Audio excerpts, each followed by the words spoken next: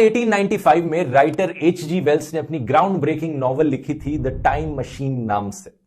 इसी के बाद ही था कि ये टाइम मशीन शब्द पॉपुलर हुआ। एक ऐसी मशीन जो आपको समय में आगे पीछे लेकर जा सकती है, जिसके द्वारा आप टाइम ट्रैवल कर सकते हैं। हालांकि ये नॉवल फिक्शन थी, साइंस फिक्शन थी कंप्लीटली, लेकिन इसी से ही प्रभावित होकर कई फिलोसोफर्स और फिजिसिस्ट सोच में पड़ गए। टाइम ट्रैवल पर ना सिर्फ सीरियस रिसर्च पेपर्स लिखे गए, बल्कि ढेर सारी फिल्में भी बनाई गई मूवी डायरेक्टर्स के द्वारा। अब देखा जाए तो एक्चुअली में टाइम ट्रैवल कैसे किया जाता है, उसके बेसिस पे इसे अलग अलग तरीकों में बांटा जा सकता है। पहले साइंस फिक्शन फिल्मों का ही इस्तेमाल करते हैं इस कॉन्सेप्ट को थोड़ा बेहतर समझने के लिए। देखा जाए टाइम ट्रैवल कई अलग अलग तरीकों का हो सकता है। पहला तरीका है कि one way travel to the future. Future में टाइम ट्रैवल कर रहे हो लेकिन वापस नहीं आ सकते आप वहां से, ये वन साइडेड टाइम ट्रैवल है। इसका एग्जाम्पल हो गया इंटरस्टेलर फिल्म, जहां पर एक टाइम ट्रैवलर फ्यूचर में ट्रैवल करता है, लेकिन उसके परिवार वाले और बाकी लोगों की उम्र होती रहती है और जब उनसे वापस मिलता है तो या फिर उनका देहांत हो चुका होता है। दूसरा तरीका हो गया इंस्टेंटेनियस टाइम जंपिंग। एक बंदा एक पॉइंट ऑफ टाइम से दूसरे पॉइंट ऑफ टाइम में ट्रैवल कर जाता है इंस्टेंटली किसी टाइम मशीन का इस्तेमाल करके। ये दिखाया गया है back to the future film में और the girl who left through time वाली फिल्म में। तीसरा एक तरीका हो सकता है कि टाइम ट्रैवलर स्टिल खड़ा है और टाइम उसके आसपास मूव कर रहा है। यह दिखाया गया है Harry Potter prisoners of Azkaban वाली मूवी में, जहां पर टाइम टर्नर का इस्तेमाल करती है हरमाइनी। चौथा हो गया स्लो टाइम ट्रैवल। ये 2004 की प्राइमर फिल्म में दिखाया गया है, जहां पर टाइम ट्रैवलर को एक बक्से में जाना पड़ता है और जो 1 मिनट वो बक्से में रहता है उतने ही टाइम से टाइम पीछे चलने लग जाता है। तो अगर उसे 1 दिन पीछे जाना है तो उसे 24 घंटे तक उस बक्से के अंदर रहना पड़ेगा। और पांचवा हो गया लाइट की स्पीड पर ट्रैवल करके टाइम ट्रैवल करना। यह दिखाया गया है 1979 की सुपरमैन फिल्म में,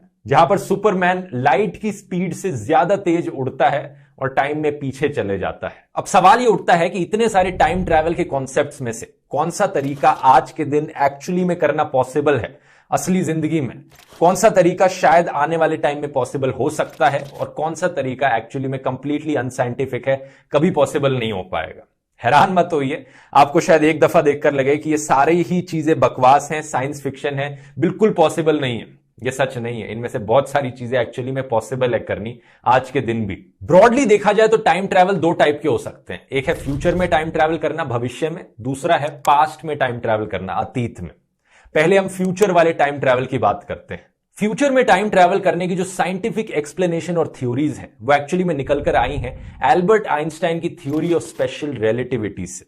टाइम डायलेशन का जो कॉन्सेप्ट है ये आइंस्टाइन ने इंट्रोड्यूस किया था। आइंस्टाइन से पहले ये माना जाता था कि टाइम एक कांस्टेंट चीज है, चाहे आप धरती पर हो, चाहे आप मार्स पर हो, चाहे आप ब्लैक होल के पास हो। टाइम एक ऐसी चीज है जो हमेशा कांस्टेंट चलती रहेगी। दुनिया के one of the most famous mathematician और फिजिसिस्ट आइजैक न्यूटन ने यह चीज कही थी। उनकी राय में स्पेस में चाहे आप किसी भी स्पीड पर उड़ रहे हो, चाहे किसी भी पोजीशन पर हो, फ्लो ऑफ टाइम हमेशा कांस्टेंट रहेगा। एल्बर्ट आइंस्टाइन वो पहले इंसान थे जिन्होंने कहा नहीं न्यूटन भाई साहब आप गलत हो, टाइम कांस्टेंट नहीं होता, बल्कि टाइम एक नदी की तरह है। जैसे नदी में एक पानी बहता है, कभी कभी वो पानी धीरे हो जाता है, कभी कभी उस पानी का बहाव तेज हो जाता है एक नदी के अंदर, ऐसे ही टाइम भी है। टाइम का जो फ्लो है कभी वो धीरे हो जाता है तो कभी वो तेज हो जाता है, depending upon speed and gravity. सही सुना आपने, आइंस्टाइन ने कहा था कि टाइम को एक्चुअली में स्पीड अप किया जा सकता है और स्लो किया जा सकता है, स्पीड अगर चेंज कर दी जाए और ग्रेविटेशनल फोर्स अगर चेंज कर दिया जाए। इसी चीज को कहा जाता है टाइम डायलेशन। जैसे आपके आंखों में जो प्यूपिल्स हैं वो डायलेट करते हैं, इसी तरीके से टाइम भी डायलेट करता है जब ऑब्जेक्ट की स्पीड बढ़ जाती है या फिर किसी ऑब्जेक्ट पर बहुत ज्यादा ग्रेविटेशनल फोर्स लगती है। एक्चुअली में आइंस्टाइन ने ये डिस्कवरी कैसे करी थी इसकी बात हम किसी और वीडियो में कर सकते हैं, काफी लंबी एक्सप्लेनेशन है, मुझे ये समझने में बहुत दिनों का समय लगा था, तो इसके पीछे की एक्सप्लेनेशन में मैं नहीं जाऊंगा। लेकिन बेसिकली टाइम डायलेशन 2 तरीकों से हो सकता है। पहला है स्पीड की वजह से। अगर आप एक ऐसे ऑब्जेक्ट में बैठे हो जो बहुत तेज स्पीड से दौड़ने लग रहा है, कोई एरोप्लेन हो गया या फिर कोई स्पेसक्राफ्ट हो गया, तो जो चीज जितनी ज्यादा तेज स्पीड से जाएगी उतना ही टाइम उसके लिए स्लो हो जाएगा रिलेटिव टू एक ऐसा इंसान जो स्पीड से नहीं जा रहा है। इसको अगर एक प्रैक्टिकल एग्जांपल से समझाऊं तो मान लो आपके पास यहां पर 2 क्लॉक्स हैं, 2 घड़ी हैं। एक घड़ी को मैं अपने पास रख देता हूं, जमीन पर ही रखता हूं, दूसरी घड़ी को मैं आपके साथ एक एरोप्लेन में भेज देता हूं और वो एरोप्लेन पूरी धरती का एक चक्कर लगाता है और वापस आकर लैंड करता है।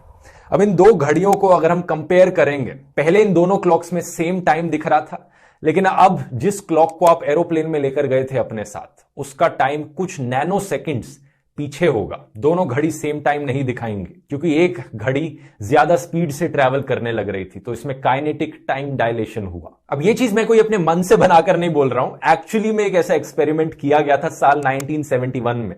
एटॉमिक क्लॉक्स का इस्तेमाल किया गया था, क्योंकि यहां पर प्रिसाइसली टाइम को मेजर करना था, और एक्चुअली में देखा गया कि जो घड़ी एरोप्लेन में थी उसका टाइम पीछे था जमीन पर मौजूद घड़ी से। इसे कहा गया था हेफेल कीटिंग एक्सपेरिमेंट, और इसने आइंस्टाइन की थ्योरी ऑफ टाइम डायलेशन को प्रूव कर दिया था। अब इसका मतलब यह नहीं है कि टाइम एक्चुअली में स्लो होने लग रहा है उस घड़ी के लिए जो एरोप्लेन में मौजूद थी, बल्कि इसका मतलब यह है कि टाइम एक रिलेटिव चीज है। हम धरती पर बैठकर अगर उस घड़ी को ऑब्जर्व कर रहे हैं जो एरोप्लेन में थी, तो हमारे रिलेशन में टाइम स्लो हो रहा है। हम उसे देख रहे हैं इसलिए टाइम स्लो हो रहा है। अगर जो एरोप्लेन में बैठा है, जो घड़ी एरोप्लेन में बैठी है, उसके लिए तो टाइम उसी तरीके से चले जा रहा है जैसे चलता रहता है। तो थियोरेटिकली देखा जाए, अगर हम एक ऐसा रॉकेट बना सकें जो लाइट की स्पीड पर ट्रैवल करता हो, और आप उस रॉकेट में बैठ जाओ और आप 10 साल तक स्पेस में रहो उसी रॉकेट में बैठकर जो स्पीड पर ट्रैवल कर रहा हो, और फिर आप वापस धरती पर आओ, तो धरती पर जो आपको समय दिखेगा वो 9000 साल बाद का होगा। तो सीधी सीधी भाषा में कहूं, अगर आप फ्यूचर में टाइम ट्रैवल करना चाहते हैं तो ये आज के दिन आप ऑलरेडी कर सकते हैं। ये चीज साइंटिफिकली आज के दिन पॉसिबल है करनी। बस प्रॉब्लम ये है कि कोई इतनी तेज स्पीड वाला एयरक्राफ्ट एग्जिस्ट नहीं करता। आप लाइट की स्पीड के करीब भी नहीं पहुंच सकते। लेकिन जैसे जैसे आने वाले टाइम में टेक्नोलॉजी और इंप्रूव होगी, हम और ऐसे एयरक्राफ्ट, स्पेसशिप्स बना पाएंगे जो और तेज स्पीड से दौड़ सके। ये चीज धीरे धीरे हकीकत बनती जाएगी। अभी के लिए कहा जाए तो गेनेडी पडाल्का एक रशियन एस्ट्रोनॉट हैं, इनको क्रेडिट जाता है सबसे ज्यादा टाइम ट्रैवल करने का फ्यूचर में। ऐसा इसलिए क्योंकि ये वो इंसान है जो सबसे ज्यादा टाइम तक स्पेस में रहे हैं, 879 डेज। और जब ये स्पेस में मौजूद थे तब ये 28,000 किलोमीटर पर आवर की स्पीड से उड़ने लग रहे थे। तो उस हिसाब से देखा जाए तो इन्होंने 0.02 सेकंड्स फ्यूचर में ट्रैवल कर लिया। धरती पे मौजूद लोगों के कंपैरिजन में इनकी उम्र 0.02 सेकंड्स कम है। ये उतने यंग है। अब अगर आप ये सोचकर नाराज हो रहे हो कि हमारे पास ऐसी टेक्नोलॉजी तो आ ही नहीं सकती जिसकी मदद से हम इतनी तेज ट्रैवल कर पाए, जिससे कि सिग्निफिकेंट तरीके से हम टाइम ट्रैवल कर पाएंगे फ्यूचर में, तो नाराज मत होइए, क्योंकि एक और तरीका है टाइम डायलेशन का जो आइंस्टाइन ने बताया था, और वो तरीका है ग्रेविटेशनल फोर्स का इस्तेमाल करके। अब जैसे स्पीड पर चलने से टाइम डायलेशन होती है, ऐसे ही ग्रेविटेशनल फोर्स से भी टाइम डायलेशन होती है। जहां पर ज्यादा ग्रेविटी, वहां पर उतनी ही ज्यादा टाइम डायलेशन होगी। ग्रेविटी के द्वारा जो टाइम डायलेशन होता है, इसे आप विजुअलाइज कैसे कर सकते हो, इसके लिए आइंस्टाइन ने बताया था कि इमेजिन करो एक स्पेस टाइम का फैब्रिक है, एक तरीके का मेश सा इमेजिन करो, जैसा इस फोटो में आप देख रहे हो, और इस पर आप बॉल्स रख दो। इन बॉल्स को आप प्लैनेटरी ऑब्जेक्ट समझ सकते हो। जितनी भारी एक बॉल होगी, उतनी ही ज्यादा ये मेश नीचे की ओर फोल्ड होएगी, और जितना ज्यादा मास एक बॉल में होगा, एक प्लैनेटरी ऑब्जेक्ट में होगा, उतना ही ज्यादा उसका ग्रेविटेशनल फोर्स होगा। जैसे धरती का जो ग्रेविटेशनल फोर्स है, जुपिटर का ग्रेविटेशनल फोर्स धरती से भी ज्यादा है, सूरज का, सन का ग्रेविटेशनल फोर्स जुपिटर से भी ज्यादा है। तो ऐसे ही स्पेस टाइम के फैब्रिक में आपको कर्व देखने को मिलता है एक ऑब्जेक्ट के ग्रेविटेशनल फोर्स से। जितना ज्यादा आप एक ऐसे ऑब्जेक्ट के करीब आएंगे जिसमें इतना ज्यादा ग्रेविटेशनल फोर्स है, उतना ही ज्यादा आपके लिए टाइम स्लो डाउन होता हुआ फील होगा। समय आपके लिए उतना ही धीरे हो जाएगा। इस मैश में आप देख सकते हैं, जितना ज्यादा आपके लिए कर्वेचर में स्टीप होता है कर्व, उतना ही ज्यादा टाइम आपके लिए स्लो डाउन हो रहा है। एक अप्रोक्सीमेट अंदाजा लगा सकते हैं आप इस विजुअलाइजेशन से। तो इसका बेसिकली मतलब यह हुआ कि अगर आप फ्यूचर में टाइम ट्रैवल करना चाहते हैं तो कुछ समय बिताइए जुपिटर के पास, या फिर सूरज के पास, या फिर एक ऐसे ऑब्जेक्ट के पास जिसके पास ग्रेविटेशनल फोर्स उससे भी ज्यादा हो, जैसे कि ब्लैक होल। ब्लैक होल के पास अगर आप रहेंगे तो वहां पर टाइम बहुत धीरे पास करेगा।